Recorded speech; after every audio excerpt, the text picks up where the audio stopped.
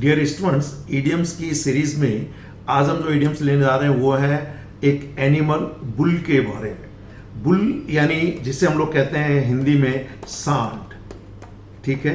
ये एक कहना चाहिए कि बैल जिसे कहते हैं ना ऑक्स फैमिली का, और वैसे मेल एलिफेंट को भी हम लोग बुल कहते हैं।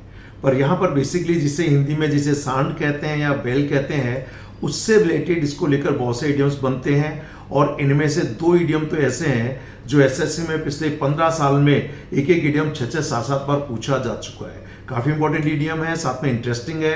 ध्यान रखें, इंप्रेसिव इंग्लिश यानी प्रभावशाली इंग्लिश लैंग्वेज के लिए idioms, phrases and phrasal verbs का आना बहुत जरूरी है। साथ में जो विद्यार्थी एसएससी, सीडीएस, एनडीए, बैंक या सिमिलर एग्जाम्स की तैयारी कर रहे हैं, उन लोगों के लिए भी ये इडियम्स काफ़ी यूजफुल साबित होने वाले हैं। तो आइए, इडियम्स अबाउट बुल्स, क्लियर, यानी सांड के बारे में। पहला देखिए, ये इडियम कई बार पूछा जा चुका है कॉम्पिटिटिव एग्जामिनेशन में, to take the bull by the horns. इसका मतलब सीधा सा है कि अगर सांड मारने के लिए आए तो हॉर्न का मतलब सींग पकड़ के उसका सामना करना, यानी अब किसी साहस से, हिम्मत से सांड का सामना करना। सांड क्या है? एक मुसीबत है, क्योंकि अगर वो ताकतवर होगा तो आदमी को मार देगा। तो इसका मतलब है कि किसी भी डिफिकल्ट और डेंजरस सिचुएशन का बिना किसी डर के हिम्मत से सामना करना। It means to face a difficult और डेंजरस सिचुएशन फियरलेसली, यानी किसी भी कठिन और खतरनाक सिचुएशन का फियरलेसली, बिना किसी डर के सामना करना, मुकाबला करना। बहुत अच्छा इडियम बोलचाल के दृष्टिकोण से भी और competitive examination point of view से भी। आइए सेंटेंस देखते हैं। Why don't you take the bull by the horns and tell him not to come to your house when you don't like him? ऐसे बहुत से लोग हैं जिन्हें आप पसंद नहीं करते, लेकिन वो बार बार आपके घर आके बैठ जाते हैं। तो अब उनको आप बिना किसी डर के सिचुएशन के कहना चाहिए, हिम्मत से उसको कहते ना, भाई मेरे घर आने की जरूरत नहीं है। So why don't you take the bull by horns, यानी उसका सामना करो, मना कर दो। अगला देखिए, बहुत अच्छा सेंटेंस आप याद रख सकते हैं। When the argument turned into a fight, argument का मतलब है बहस। जब बहस लड़ाई में बदल गई तो फिर क्या होगा? The hotel manager took the bull by the horns and called the police. तो उसने जो कहना जो बुल था, यानी जो सिचुएशन बनी वहां पर लड़ाई झगड़े की, उसका सामना करते हुए हिम्मत करके पुलिस को कॉल कर लिया। अगर वो चुपचाप बैठा रहेगा तो नुकसान ज्यादा होगा। तो इस तरीके से कोई भी डिफिकल्ट सिचुएशन, खतरनाक परिस्थितियों का हिम्मत से सामना करना, बिना डरे हुए उनका मुकाबला करना, क्योंकि सांड से लड़ना हिम्मत चाहिए। तो आप ऐसा इसको रिलेट कर सकते हैं। आइए नेक्स्ट इडियम देखते हैं। And this is to hit the bull's eye. यहां पर इसका मतलब है कि जो भी आप टारगेट या एम हासिल करना चाहते हैं, तो उनको एग्जैक्टली जो चाहते हैं उसे ही पा लेना, उसे हासिल कर लेना। आपने जैसे कहना चाहिए, आप मान लिया तीर चलाते हैं, तो बुल्स आई यानी आपका जो टारगेट वाला जो निशान है वहां जाके हिट करें उसको। ठीक, it means to achieve one's exact aim, कि जो एग्जैक्ट आपका एम उसे हासिल करना, या to make a spectacular success, कि जो भी आप काम करना चाहते हैं उसमें शानदार सफलता हासिल करना। एग्जाम्पल देखिए, Bill Gates hit the bull's eye with the creation of Microsoft company, and now he is a rich and powerful. He is a very powerful and rich person. अब सीधा सा मतलब है कि माइक्रोसॉफ्ट का जो क्रिएशन हुआ, जो बनाया, वो बिल गेट्स ने बनाया, और उसके बनाने से जिंदगी में वो चाहता था पैसा, धन, दौलत, नाम, वो सब उसको मिला। तो जो उसका एम था, एग्जैक्टली उसने वो एम हासिल कर लिया। यह कहना चाहिए वो जो सफलता चाहता था उसमें उसने शानदार स्पेक्टेक्युलर सफलता हासिल कर ली। किसके द्वारा? बाई क्रिएटिंग द माइक्रोसॉफ्ट का। ठीक, अगला देखिए, the prime ministers speech on attracting new foreign investments hit the bull's आई। कि प्राइम मिनिस्टर का जो फॉरेन इन्वेस्टमेंट को अट्रैक्ट करने के लिए जो भाषण था, उसने क्या किया? That speech hits the bull's आई, उसको हिट किया। कहने का मतलब कि अपने उद्देश्य में वो सफल हो गए। जो एम पाना चाहते थे कि विदेश का इन्वेस्टमेंट हमारे देश में हो, वो हासिल हो गया। और ये भी अच्छा इडियम है बोलचाल और कॉम्पिटिटिव एग्जामिनेशंस के लिए। नेक्स्ट आइए, टू शूट द ब्रिज या टू शूट द बुल। इन दोनों में से कोई एक हो सकता है, इधर ब्रिज या बुल। इसका मतलब है कि जब कोई काम नहीं होता है तो हम इधर उधर की बातें करने बैठ जाते हैं जिनका कोई मकसद नहीं होता, और हम अपना कहने चाहिए टाइम उन अनइम्पॉर्टेंट इश्यूज पर, जो जिनको महत्वहीन जो मुद्दे हैं उन पर बातचीत करके अपना समय पास कर देते हैं, गंवा देते हैं। जैसे to have an informal conversation about unimportant issues, कि जो महत्वहीन मुद्दे हैं उनके बारे में इनफॉर्मल बातचीत करते रहना, यानी गपशप हाँकते रहना। या फिर to spend time in idle chit chat, कि एक तरह से बैठ गए गप्पे हाँक रहे हैं, वो फलाना ऐसा है, उसने ये काम किया, तो उसका मतलब है। सेंटेंस देखिए, it was very cold and we sat around the fire shooting the bull, कि बहुत ठंड थी और अब आग तापने के लिए उसके चारों तरफ बैठ गए और इधर उधर की बातें करते रहे, यानी कोई इंपॉर्टेंट पॉइंट कुछ नहीं था।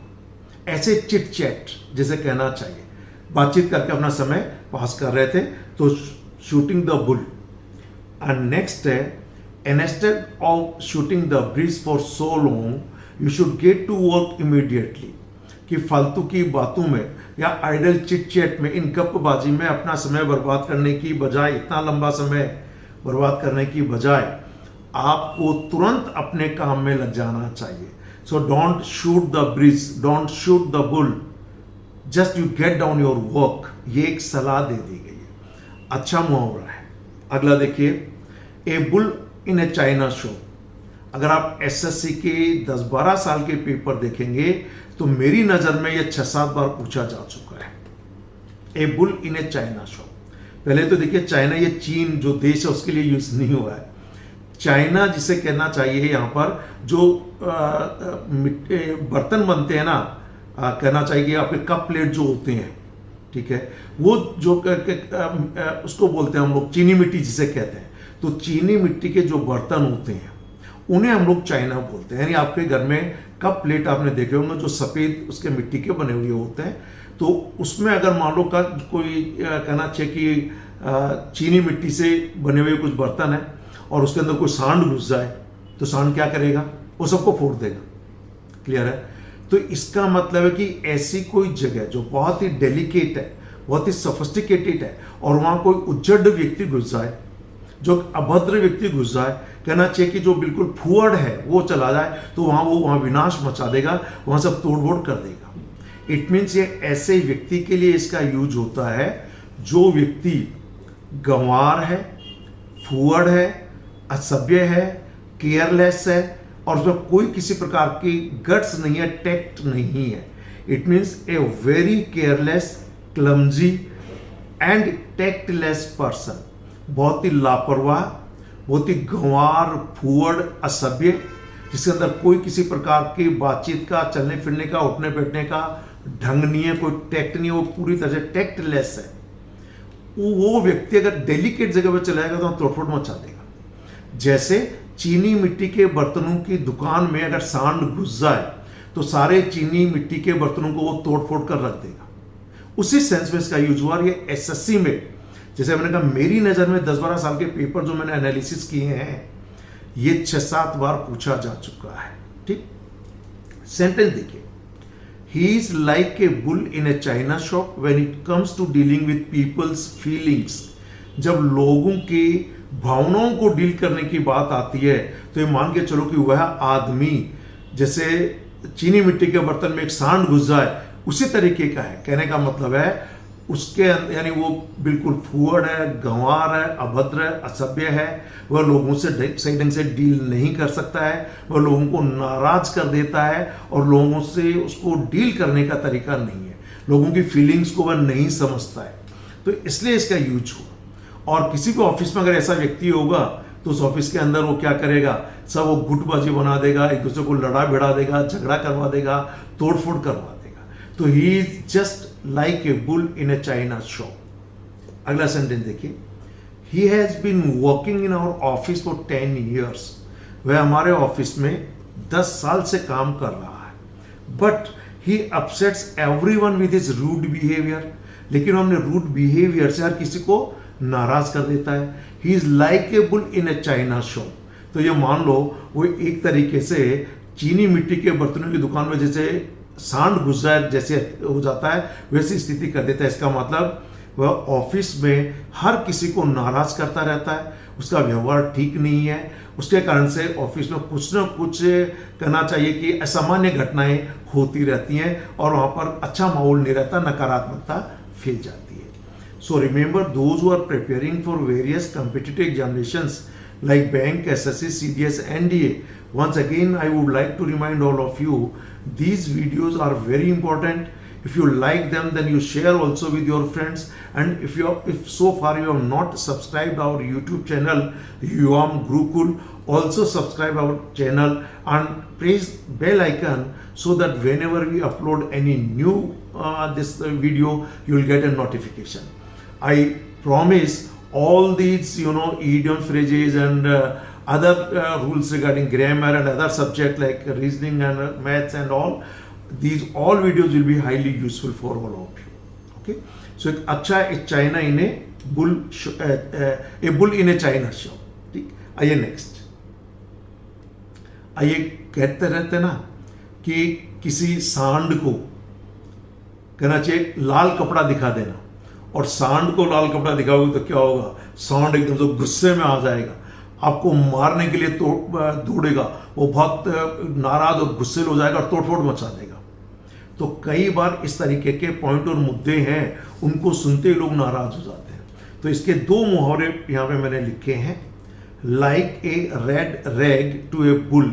रैग का मतलब होता है किसी कपड़े का टुकड़ा, फटे पुराने कपड़े, चिथड़े कह सकते हैं, या नया भी हो सकता है, लेकिन कपड़े का टुकड़ा, और वो भी यहाँ पर लिखा रेड।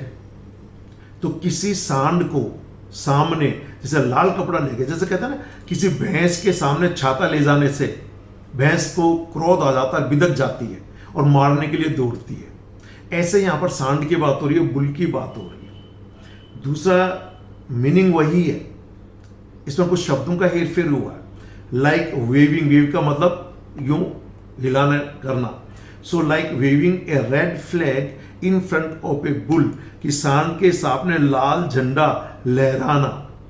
तो क्या करेगा सांड को, आपको प्यार करेगा? नहीं, सांड को क्रोध आएगा, हो सकता है आपको मारने के लिए दौड़े। मीनिंग इसका मतलब समथिंग, यानी कोई भी मुद्दा, कोई भी इशू, कोई भी आर्ग्यूमेंट, कोई भी पॉइंट, कोई बातचीत, कोई भी इशू हो सकता है, something that is likely to make somebody very angry और अपसेट, यानी कोई ऐसी चीज जो किसी व्यक्ति को बहुत अपसेट और नाराज कर दे, यानी a source of violent anger to someone, कि किसी व्यक्ति में बहुत ही हिंसात्मक क्रोध का कारण कोई बिंदु बन जाता है। तो इसका मतलब कि that is a red rag to a bull. Sentence देखिए, don't tell her that you are a non vegetarian. उसको मत बताना कि तुम नॉन वेजिटेरियन हो, कहना मतलब मांस खाते हो। It's like a red rag to a bull. अगर आपने कह दिया तो समझो ये नॉन वेज उसके लिए क्या है, a red rag to a bull. वो बिदक जाएगी, नाराज हो जाएगी, गुस्सा हो जाएगी, क्योंकि उसको पसंद नहीं होंगे नॉन वेजिटेरियन लोग, या वो खुद नॉन वेजिटेरियन है, मतलब एक तरह से खाती नहीं है वो। तो इस तरीके से किसी के सामने ये मुद्दा आने से नाराज हो जाता है। अगला देखिए, don't discuss anything about religion in front of him. उसके सामने धर्म के बारे में, रिलीजन के बारे में कोई बातचीत मत करना। It's like waving a red flag in front of a bull. और अगर धर्म की बात की तो मान लो ये धर्म की बात करना ही उसके लिए ऐसा है जैसे कि किसी सांड को लाल झंडा दिखाना, यानी वो नाराज हो जाएगा अगर रिलीजन की बात की। तो कुछ लोग होते हैं, ठीक। तो दोनों मुहावरे स्पोकन पॉइंट ऑफ व्यू से और competitive examination point of view से काफी इंपॉर्टेंट। आइए आगे देखते हैं। और अगला देखिए, अनेक बार एसएससी, सीडीएस, एनडीए बैंक में पूछा जा चुका है ए कॉक एंड बुल स्टोरी। इसका मतलब होता है मन गढ़ंत कहानी, कोई भी बहाना जो सच्चा नहीं है, यानी फॉल्स स्टोरी, एक्सक्यूज, एक्सप्लेनेशन। जैसे स्कूल कॉलेज में होता था ना कि स्कूल नहीं गए, टीचर ने पूछा क्यों नहीं आए, तो कहता मेरे पेट में दर्द हो रहा था, भले ही नहीं हो रहा। या साहब वो मेरे पड़ोस में मेरी दादी जी रहती थी बुजुर्ग, वो मर गई थी, तो जो ऐसे मन गढ़ंत जो कहानी बनाते हैं, जो बहाने बनाते हैं, जो झूठा एक्सप्लेनेशन देते हैं, वो सब कॉक एंड बुल स्टोरी, यानी ऐसी कहानी जो सच नहीं है, झूठी है, फॉल्स है। तो इसका मतलब आप सीधा सा यूं मान लो, ए फॉल्स स्टोरी। ओके, जैसे मीनिंग लिखा है, ए स्टोरी, एन एक्सक्यूज और an explain that is not likely to be true और बिलीवेबल, जो सच नहीं है और विश्वसनीय भी नहीं है। It mean that is a false story और फॉल्स एक्सप्लेनेशन। सेंटेंस देखिए, he started to tell a cock and bull story to me when I asked him about his long absence from the office। कि जब मैंने office से उसकी लंबी absence के बारे में पूछा कि भाई आप इतने लंबे समय ऑफिस क्यों नहीं आए, तो उसने मुझे एक तरह से मनगढ़ंत कहानी सुनाना शुरू कर दिया। तो इसका मतलब कॉक एंड बुल स्टोरी, मनगढ़ंत कहानियां। और पिछले 12-13 साल में एसएससी में तो मैंने एनालिसिस किया, 6-7 बार पूछा जा चुका है। बैंक पीओ के पेपर्स के अनसीन पेसेज में भी अनेक बार इस स्टोरी में भले इसका मीनिंग नहीं पूछा गया, लेकिन ये अनसीन पेसेज में इसका यूज हुआ है। और अगर ऐसे वर्ड जो अनसीन पेसेज में यूज हुए और आपको नहीं आते हैं, तो you know there are several occasions when we don't understand completely the passage and if we don't comprehend the passage, then certainly we cannot give the correct answer. So you must have good vocabulary to understand language, to comprehend language well. So learning all these idioms and phrases will be highly useful for all you, for your impressive and good communication, as well as for writing skill and for competitive examination. आइए next देखते हैं। और यहाँ पर देखिए, like a bull at a gate, वह ऐसा है जैसे कि गेट पर सांड खड़ा हुआ हो।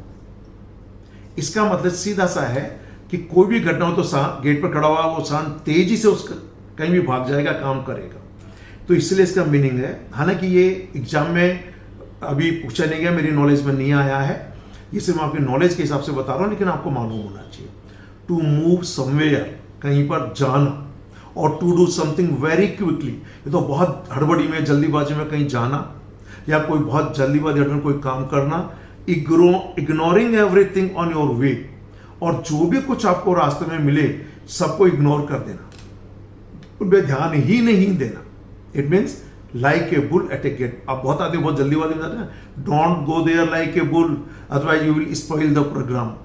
कि भैया वहां पर ऐसे मत जाओ जल्दीबाजी मड़बड़ी में, नहीं तो सारा प्रोग्राम ही तुम स्पॉइल कर दोगे। जैसे एक्शन ने लिखा है, if you go in the meeting like a bull at a gate, कि अगर तुम मीटिंग में हड़बड़ी में जाओगे, you will never know the reality, तो तुम जो हकीकत है, जो रियलिटी, उसको कभी नहीं जान पाओगे। इसलिए जहां भी जाओ शांति से जाओ, मीटिंग अटेंड करो शांति से करो, हड़बड़ी में मत करो। और अगर हड़बड़ी में करोगे तो काम बिगड़ जाएगा, आपको हकीकत पता नहीं चलेगी। तो ये थे idioms about bulls. Remember, in our videos we are providing all these videos according to their categories. Some idioms and phrases I have given you according idioms that begin with verbs. So idioms beginning with the verbs are separate, then about animals, then human body, then colors and other different groups. And also we are giving you a lot of idioms used as noun. Some idioms are used in pairs, some idioms even are used as an adverb also. So in coming time you will be getting all such type of videos about idioms, and then we will give you some videos about phrasal verbs also. Because in competitive examinations or even in your unseen passages, many times there are several phrasal verbs, and without knowing their correct meaning, it's not possible for us to comprehend the whole meaning of the passage. So watch every video attentively, and also share these videos with your friends and in your groups, so that they can also take advantage of these videos. Thank you very much. Have a nice day.